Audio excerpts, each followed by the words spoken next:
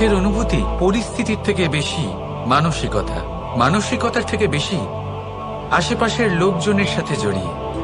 কারণ আশেপাশের লোকজনেরাই আপনার জন্য পরিস্থিতি তৈরি করেন, যা ভালোও হতে পারে আবার খারাপ।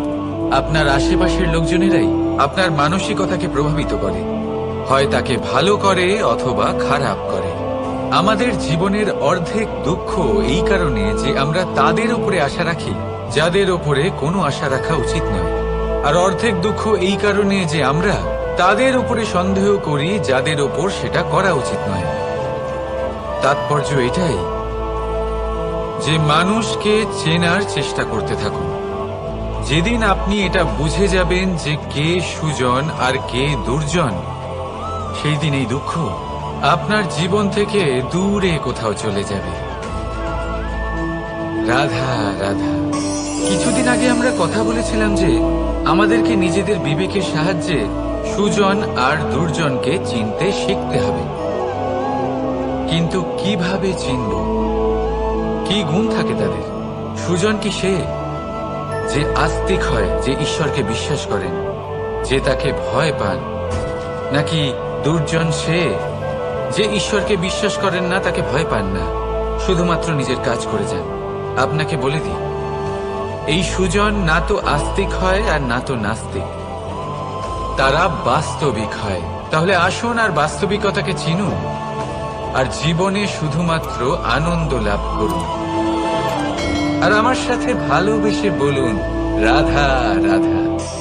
কখনো আপনি কোনো কুমোরকে দেখেছেন যারা মাটির পাত্র বানায়? প্রথমে সে ভিজে মাটি মাখে, তারপর তাকে গড়ে, তারপর তাকে চাকায় দিয়ে সঠিক আকার দেয়।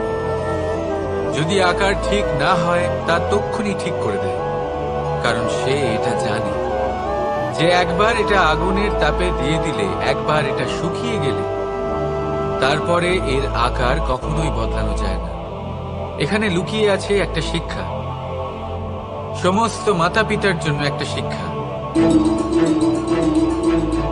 মাতা পিতাও তো এরকমই হন, তাদের নিজেদের সন্তানকে সঠিক সময় মতো শ্রেষ্ঠ শিক্ষা দেওয়া উচিত। মাতা পিতা যেন কখনো তাদের বিধাতা না হতে চান, কিন্তু প্রতিটা মুহূর্তে সবসময় চেষ্টা করুন তাদের সঠিক পথ দেখানো, কখনো কোমলতা দিয়ে, কখনো ভালোবাসা দিয়ে, আর কখনো কঠোর হয়। তার জীবনকে, তার ব্যক্তিত্বকে আকার দেওয়ার চেষ্টা করুন। কারণ যেমন মাটি একবার শুকিয়ে গেলে তারপর সেই পাত্রের আকার বদলানো যায় না, ঠিক সেভাবেই আয়ুর বৃদ্ধির সাথে সন্তানের শিক্ষা কখনোই বদলানো যায় না। তা মনে রাখবেন। রাধা রাধা। নদী হোক বা সাগর হোক, নৌকা আমাদের এটা পার করতে সাহায্য করে। এই নৌকা কখনো কখনো ডুবেও যায়। এবারে এখানেই লুকিয়ে রয়েছে একটা শিক্ষা। অটল জলে এই নৌকা থাকে, তবুও ডুবে যায় না। এটা তখন ডুবে যায় যখন সেই জল নৌকায় প্রবেশ করতে থাকে। যখন জলের স্তর আস্তে আস্তে নৌকায় বেড়ে যায়, তখন নৌকা ডুবে যায়। এবার এটা আমাদের সাথেও হয়। বাইরের সমস্ত সমস্যা, সমস্ত বিপদ, সমস্ত সংকট, সমস্ত দুঃখ, এই সব আমাদের ততক্ষণ ভাঙতে পারে না যতক্ষণ না আমরা এদের আমাদের অন্তরে প্রবেশ করতে দিই। একবার এরা প্রবেশ করে গেলে আমরা ভেঙে গড়িয়ে যাব, ডুবে যাব। এই মনে আগেই প্রেম আর বিশ্বাস ভরে ফেলুন। জীবনে যত বড় বিপদই আসুক না কেন, আপনাকে কখনো ভাঙতে পারবে না। রাধা রাধা। হাতের কত রকম রূপ হয়। কিছু স্নেহের সাথে আপনাকে স্পর্শ করে, তো কিছু প্রহার হিসেবে বর্ষিত হয়। কিছু বন্ধুত্বের নামে আপনার দিকে অগ্রসর হয়, তো কিছু শত্রুতার দিকে আপনাকে টেনে নিয়ে যায়। কিন্তু কখনো ভেবে দেখেছেন যে কোন হাত বেশি মূল্যবান? যখন আপনি সফল, যখন আপনি ভালো কাজ করেন, তখন কিছু হাত আপনার জন্য করতালি দেয়। আর কিছু হাত এমন হয় যা আপনার কাঁধ স্পর্শ করে যখন আপনি জীবনে সব থেকে অসফল হন, যখন আপনি ভেঙে পড়েন। তাই করতালি দেওয়া সেই হাত, আপনার প্রশংসা করা সেই হাত, তার থেকে অনেক বেশি দামি সেই হাত যা আপনাকে তখন আশ্বস্ত করে যখন আপনি এমন সময় কাটাচ্ছেন যা আমরা কেউ কাটাতে চাই না। সেটা আপনার সম্বল হয়ে ওঠে, আর এই সম্বলই আপনাকে জীবন অতিবাহিত করার শক্তি প্রদান করে। তাই একে অপরের সম্বল হয়ে থাকবেন, জীবনে সব সময় ভালো থাকবেন। রাধা রাধা। মানুষ, প্রত্যেক মানুষ কাউকে ভালোবাসে, কাউকে ঘৃণা করে, কাউকে সম্মান করে, আবার কাউকে তিরস্কারও করে। মানুষ সবকিছু হতে পারে, সুস্থও হতে পারে, রোগীও হতে পারে, ধনীও হতে পারে, নির্ধনও হতে পারে, বন্ধুও হতে পারে, আবার শত্রুও হতে পারে। যদি কিছু না হতে পারে তা হলো অস্পৃশ্য, অচ্ছুত, ভগবানের কাছে সব থেকে বড় পাপ। এই যে মানব শরীর, তা ঈশ্বর প্রদত্ত, তা তার মন্দির। প্রত্যেক শরীরে ব্রহ্মদেব বাস করেন। তাই শরীরের অপমান করা, সেটা ছোঁয়া থেকে দূরে থাকা, এটা কখনো করবেন না। এই জীবনে ছুত অছুত কখনো বিচার করবেন না। পরমেশ্বর যা দিয়েছেন তার সম্মান করতে শিখুন। আর আসুন আমার সাথে ভালোবেসে বলুন, রাধা রাধা। উপহার, উপহার কারোর জন্য বস্তু হতে পারে, তো কারোর জন্য অনুভূতি। কিন্তু এই উপহার সকলের ভালো লাগে। এবার যদি জিজ্ঞেস করা হয় যে উপহার কিরকম হওয়া উচিত, তাহলে কেউ বলবে যে উপহার এমন হওয়া উচিত যার সাথে আমরা সোনা রূপোর তুলনা করতে পারি। কেউ বলবে এমন উপহার হওয়া উচিত যা পেলে কারোর মন খুশি হয়ে ওঠে, সে আনন্দ উপভোগ করে। ব্যক্তি উপহার যা দিচ্ছে তা নির্ভর করছে তার আর্থিক অবস্থার উপরে।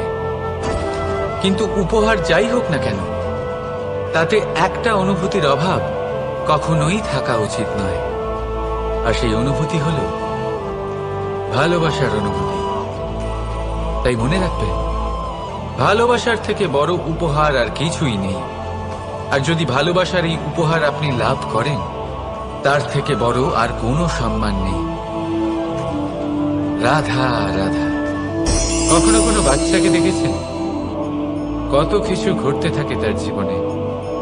শৈশব থেকে বেড়ে ওঠা অবধি অসংখ্য অনুভূতি অনুভব করে সে। কখনো পড়ে যায়, কখনো আহত হয়, কখনো জ্ঞান লাভ করে, কখনো কষ্ট সহ্য করে, তো কখনো আনন্দ উপভোগ করে। কিন্তু মনে রাখে সে শুধুমাত্র আনন্দের মুহূর্তগুলি। এবার শুধু একবার আপনার জীবনের প্রারম্ভের দিকে তাকিয়ে দেখুন, আপনার শৈশবে তাকিয়ে দেখুন। আপনি দেখবেন বেশিরভাগ যেসব স্মৃতি আপনার মনে আছে সেগুলি সমস্ত ভালো মুহূর্তে, খারাপ মুহূর্তের নয়। সেই জন্য শৈশব সব থেকে সুখী হয়, এতে নিশ্চিন্ত থাকা যায়। সেই জন্য আজ আপনি যতই বড় হয়ে উঠুন না কেন, খারাপ স্মৃতি, খারাপ ঘটনা সব ভুলে যাওয়ার চেষ্টা করুন। একবার খারাপ ঘটনা ভুলে যাওয়ার অনুভূতি আপনার হয়ে গেলে তখন মনে রাখবেন, যতই কঠিন পরিস্থিতির মুখোমুখি আপনাকে হতে হোক, তার মোকাবিলা করতে আপনি সক্ষম। রাধা রাধা। উৎসব, পুজো, পার্বণ আমাদের জীবনে উল্লাস ভরে দেয়। এবার দীপাবলির উৎসব এসেছে। আপনি কখনো ভেবেছেন যে এইসব উৎসব যেমন গুরু পূর্ণিমা, দোল, রাখি বন্ধন, এইসব পূর্ণিমার দিনে অনুষ্ঠিত হয়, যখন চাঁদ আকাশে পুরোপুরিভাবে দেখা যায়। কিন্তু দীপাবলির এই শুভ উৎসব অনুষ্ঠিত হয় অমাবস্যার দিবসে। অমাবস্যা, যাকে আমরা অশুভ বলে মনে করি। কখনো ভেবে দেখেছেন কেন শ্রীরাম অমাবস্যার এই দিন বেঁচেছিলেন অযোধ্যায় ফেরার জন্য? একদিন পরে বা একদিন আগেও তো আসতে পারতেন উনি, কারণ উনি এই সংসারকে একটা বার্তা পৌঁছে দিতে চেয়েছিলেন যে মুহূর্ত নয়, কর্মই আসল। যদি আপনার কর্ম বড় হয়, শুভ হয়, তাহলে অমাবস্যার এই রাতকেও প্রদীপের সাহায্যে আলোকিত করা যেতে পারে। তাই সময় বিচার করা না করা আপনার সিদ্ধান্ত মাত্র। কিন্তু নিজের কর্মের বিচার করা আমার উপদেশ। রাধা রাধা। আসুন এই ছোট্ট গাছটা দেখুন। এই গাছ আমার কাছে অত্যন্ত প্রিয়। আমি এই গাছটাকে ভীষণ ভালোবাসি। এবার ভাবুন, এই ভালোবাসায় আমি ওকে দিনে যদি 6 বার জল দিই, তাহলে কি ওর বিকাশ ঠিক করে হবে? এটা কি ওর জন্য ভালো হবে? কখনোই নয়। এর শিকড় পচে যাবে। এর শিকড়ের জল গ্রহণ করার ক্ষমতা শেষ হয়ে যাবে। তাহলে কি করা দরকার? দরকার হলো একে সঠিক মাত্রায় জল দেওয়া। দরকার হলো সঠিক সময় অন্তর তাকে জল দেওয়া। দরকার হলো একে সূর্যের তাপও সহ্য করতে হবে। দরকার হলো প্রতিটা কাজ যেন পরিমাণ মতো হয়। এবারে এই ভুল বেশিরভাগ মাতা পিতাই করে ফেলেন। নিজের সন্তানকে এতটাই ভালোবেসে ফেলেন, আর তাতে সন্তানের প্রতিটা ইচ্ছে পূরণ করেন। তারা প্রত্যেকটা জিনিস তাদের দেন, প্রতিবার তাই করেন। আর এইভাবে সন্তানের বিকাশে নিজেই বাধা হয়ে ওঠে। এরকম করবেন না। এই যাত্রা আপনার সন্তানের। এই যাত্রায় আপনার সন্তানকে অনেক কিছু শিখতে হবে। নিজের ক্ষমতায় কাজ করতে হবে তাকে। করতে দিন। একটা অত্যন্ত গুরুত্বপূর্ণ কথা বলবো আপনাদের, তা আপনারা মনে রাখবেন। প্রেম আর শত্রুতা অধিক হয় তাহলে তা ক্ষতিকর। প্রতিটা বিষয়ে সমতা বজায় রাখুন। আর আমার সাথে ভালোবেসে বলুন, রাধা রাধা। পাদুকা, খড়ম আমাদের জীবনে কতটা গুরুত্বপূর্ণ হয়। যখনই আমরা এটা পায়ে পড়ে হাঁটি, এটা আমাদের রক্ষা করে কাঁটা থেকে, ছোট পাথর থেকে। এটা আমাদের সুরক্ষিত রাখে। কিন্তু যদি এটাকেই আমরা অন্য দৃষ্টিভঙ্গি দিয়ে দেখি, তাহলে এই পাদুকার জন্যই হাঁটার সময় পেছন থেকে আমাদের পায়ে কাদা লেগে যায়। এরকম মানুষও আমাদের জীবনে থাকে, যে থাকে তো আমাদের সাথেই, কিন্তু এরাই আমাদের পিঠ পিছে কাদা ছড়ে। এবার হাঁটার সময় যখন আপনার পায়ে কাদা লাগে আপনার পাদুকার জন্য, আপনার নজর সেদিকে থাকে না। আপনার নজর থাকে সামনের দিকে, কারণ সেটাই আপনার লক্ষ্য, সেটাই আপনার পথ, আর সেটাই আপনার করা উচিত। তাই মনে রাখবেন, আপনার পা ধরে সেই টানতে পারে যে আপনার পেছনে রয়েছে, আর আপনার নজর সেখানে নয়। সবসময় সামনে নিজের লক্ষ্যে থাকা উচিত। প্রতি মুহূর্তে নিজের লক্ষ্যের দিকে তাকিয়ে থাকুন। সবসময় জীবনের সামনে এগোতে থাকুন। আর রাধা রাধা। মানুষ এক সামাজিক প্রাণী। সমাজে ঘোরাফেরা করে, অন্য মানুষ খুঁজে বেড়ায়, সম্পর্ক তৈরি করে, সেটাকে গড়ে তোলে, সুখ দান করে, সুখ লাভ করে, নিজের দুঃখকে কম করে।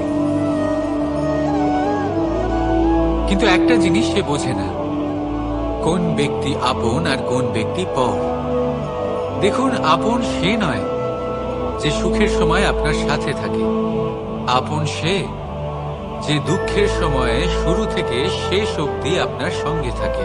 তাই খেয়াল রাখবেন, সুখের সময় যে আপনার সাথে থাকে তারা সেই ব্যক্তিগণ যাদের আপনি পছন্দ করেন।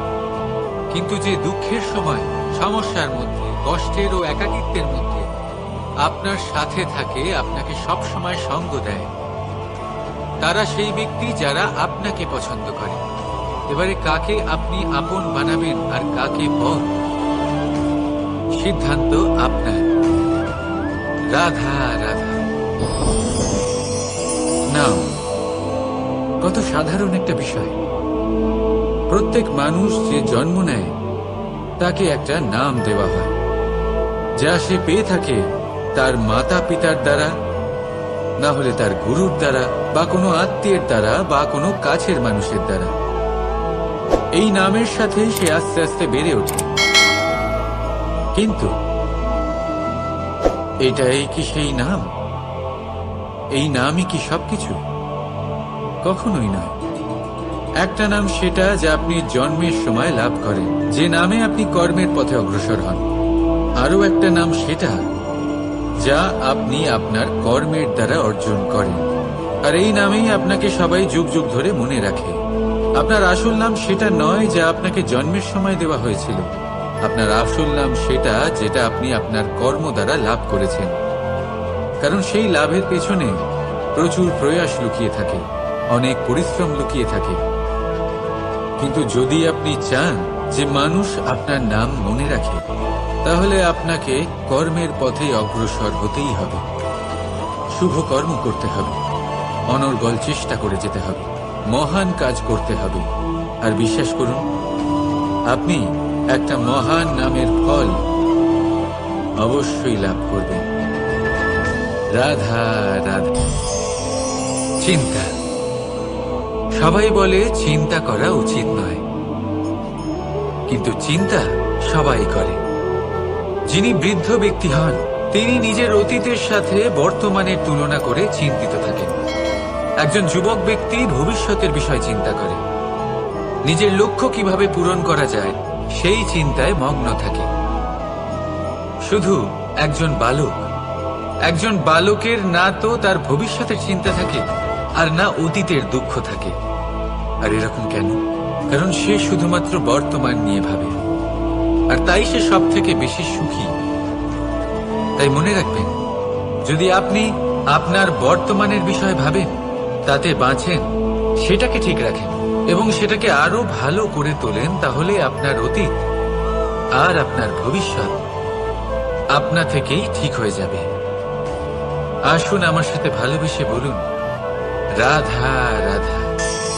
মানুষের কত রকম অনুভূতি হয়, কিন্তু সে সেটাই করে যেটা সে আজ অব্দি করে এসেছে, আর এটাই তার সব থেকে বড় ভুল। আপনাকে যদি উদাহরণ দিই, তাহলে একটা গোয়ালা যে ছোটবেলা থেকে একটাই কাজ করেছে, গরুকে চড়িয়েছে, দুধ বের করেছে, সে সারা জীবন সেটাই পাবে, শুধু দুধ। কিন্তু ভেবে দেখুন, যখন এই দুধ কোনো ময়রার কাছে যায়, তখন সে সেটা দিয়ে মালপোয়া বানায়, মাখন বানায়, বিভিন্ন রকমের সুস্বাদু মিষ্টি বানায়, ঘি বানায়। সে বড় কিছু করে, তার বদলে সে বড় কিছু পায়। তাই মনে রাখবেন, যদি আপনি সেটা করেন যেটা আপনি সব সময় করে এসেছেন, তাহলে আপনি সেটাই পাবেন যা আপনি আজ পর্যন্ত পেয়ে এসেছেন। নতুন কিছু করার চেষ্টা করুন, আলাদা কিছু করার চেষ্টা করুন, নিজেকে বদলানোর চেষ্টা করুন, নিজেকে প্রস্তুত করুন, নতুন কিছু করুন। তাই মনে রাখবেন, যদি আপনি এমন কিছু করেন যা এর আগে কেউ কখনো করেনি, তাহলে আপনি এমন কিছু পাবেন যা এর আগে কেউ কখনো পায়নি। তাই নতুন উপায়, নতুন চেষ্টার দ্বারা নতুন কর্মের পালন করুন, নতুন চিন্তা নিজের ভেতরে জাগ্রত করুন, কারণ এই চিন্তাই সত্য হয়ে আপনার জীবনে আসবে। রাধা রাধা। যদি আমি আপনাকে জিজ্ঞেস করি যে এই সংসারে সব থেকে মাহাত্ম্যপূর্ণ বস্তু কি, তাহলে আপনি বলবেন জল। আর একদম ঠিক বলবেন। কিন্তু কোন কারণে? এই জন্য যে সে আমাদের জীবন দান করে, এই জন্য যে সে আমাদের তৃষ্ণা মেটায়, নাকি এই জন্য যে আমাদের দৈনিক কাজ থেকে শুরু করে আমাদের মৃত্যু অবধি কাজে আসে, সব কাজে আমাদের সাহায্য করে? না, এর পেছনে একটা কারণ হলো জলের প্রকৃতি। ভেবে দেখুন, সমুদ্রের এই জল সূর্যের তাপ সহ্য করে বাষ্পীভূত হয়, তারপর উপরে গিয়ে মেঘে পরিণত হয়, তারপর সেই মেঘ রূপে প্রবাহিত হয়ে কোনো পর্বতের সাথে ধাক্কা খেয়ে বর্ষা হয়ে এই পৃথিবীতে বর্ষিত হয়। আর এই পৃথিবীর ধূলিকণা এর মাটিকে নিজের মধ্যে ধারণ করে। মানুষের দ্বারা, অন্য প্রাণীর দ্বারা যে ময়লা ছড়িয়ে পড়েছে তাকে নিজের মধ্যে ধারণ করে, আর তারপর ফের অগ্রসর হয়ে পড়ে সমুদ্রের দিকে, সমুদ্রে মিশে যায়। কিন্তু তবুও আবার বাষ্পীভূত হওয়ার সময় সেই ময়লাকে সে সেখানেই ফেলে যায়, সেই ময়লাকে নিজের সাথে নিয়ে যায় না। ব্যাস, এটাই জলের প্রকৃতি, যা তাকে মহান করে তোলে। আপনিও আপনার জীবনে আপনার কর্ম করুন, মহান কর্ম করুন, ভালোভাবে করুন, কিন্তু সেই কর্মের সাথে যে অহংকার আসে সেটা নিজের মধ্যে প্রবেশ করতে দেবেন না। তার থেকে ওপরে উঠুন। আপনি নিজেকে জলের মতো হালকা অনুভব করবেন। রাধা রাধা। এই সংসারে যেই জন্মগ্রহণ করে কিছু না কিছু অবশ্যই শেখে এবং তার জন্য থাকে তার গুরুর অবদান। এবার এই গুরু কে হবেন তা আমরা নির্বাচন করি। হয়তো তিনি আমাদের মাতা পিতা হতে পারেন, হয়তো বন্ধু হতে পারেন, হয়তো দাদাও হতে পারেন, আদর্শ হতে পারেন, বা হয়তো গুরুকুলের শিক্ষাকর্তা গুরুও হতে পারেন। এবার সংসারের এমন কিছু জিনিস আছে যা জগতের কোনো গুরুই শেখাতে পারবেন না। তা আপনাকে সময় শিখিয়ে দেবে। কারণ এই সংসারে সময়ের থেকে বড় গুরু আর কেউ হয় না। এবার সময় আর গুরুর মধ্যে একটা সাদৃশ্য আছে আর একটা তফাতও আছে। সাদৃশ্য হলো যে সময় আর গুরু দুজনেই আপনাকে শেখায়। তফাতেই যে গুরু প্রথমে আপনাকে শিক্ষাদান করে, তারপর আপনার পরীক্ষা নেন। সময় প্রথমে আপনার পরীক্ষা নেয়, তারপর আপনাকে শিক্ষা দেয়। এবার শিক্ষা লাভ করে পরীক্ষা দেওয়া আর পরীক্ষা দিয়ে শিক্ষা লাভ করা এই দুই ভিন্ন বিষয়। আর সব সময় মনে রাখবেন, এই সময়ের থেকে আপনি যা শিক্ষা লাভ করবেন তা সব সময় যত্ন করে আপনার কাছে রেখে দেবেন। কারণ সময়ের থেকে বড়, সময়ের থেকে দামি, সময়ের থেকে অত্যন্ত আধুনিক আর কোনো গুরু নেই। রাধা রাধা।